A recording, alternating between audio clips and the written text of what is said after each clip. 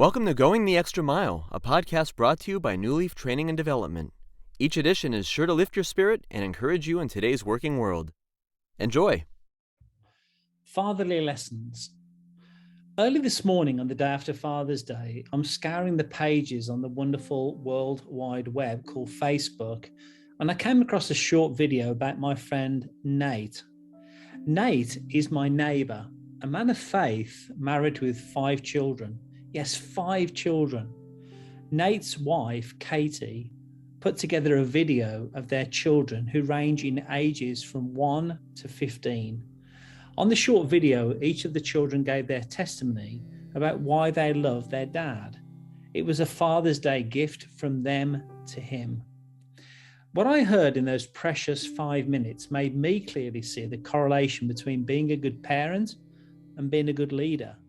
It's these timeless principles which not only bring out the best in a family, but can also optimize a work team or build an effective organizational culture. Nate's children spoke about how he loved them, how he spent time with them, how he read stories to them, taught them, had fun with them, protected them, and provided for them. Each of the children expressed how their dad loved their mom. Out of the mouths of these children, I heard the profound principles of effective leadership. When I consider the best leaders I ever worked for, they were each men or women who clearly loved what they did. These leaders exhibited genuine care for me as their direct report. They worked hard, and so I did. I learned from their teaching. I remember the fun we also had. These were people who were both joyful and great to be around. I can also recall times when each of the leaders I've admired went to bat for us, and in doing so protected and provided for us. I also never heard them badmouth the other parents, metaphorically speaking.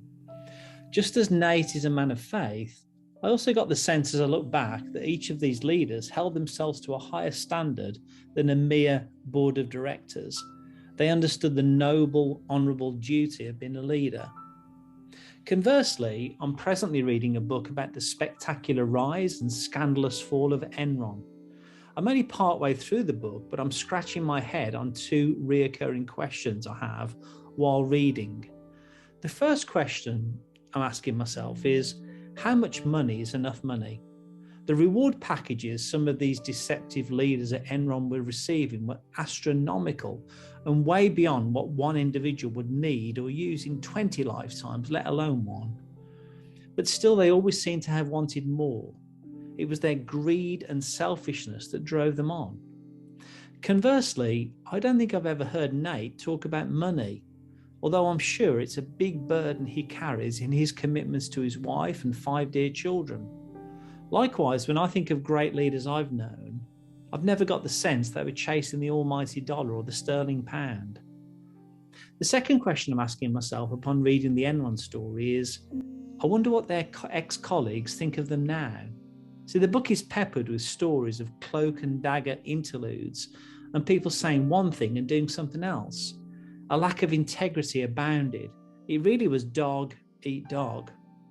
Conversely, when I think about great leaders I've worked for, I have good memories of our many interactions.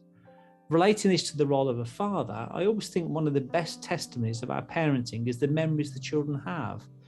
I hope I am thought as a father half as well as Nate clearly is. My conclusion is that being a good leader is identical to being a good parent. It's not complicated. Be a decent person. Have integrity. Look out for others. Keep learning. Teach others. Be someone worth following. Care about what you do. Have fun. Laugh at yourself. Be humble. Work hard. Don't gossip about other leaders. Be satisfied with what you have.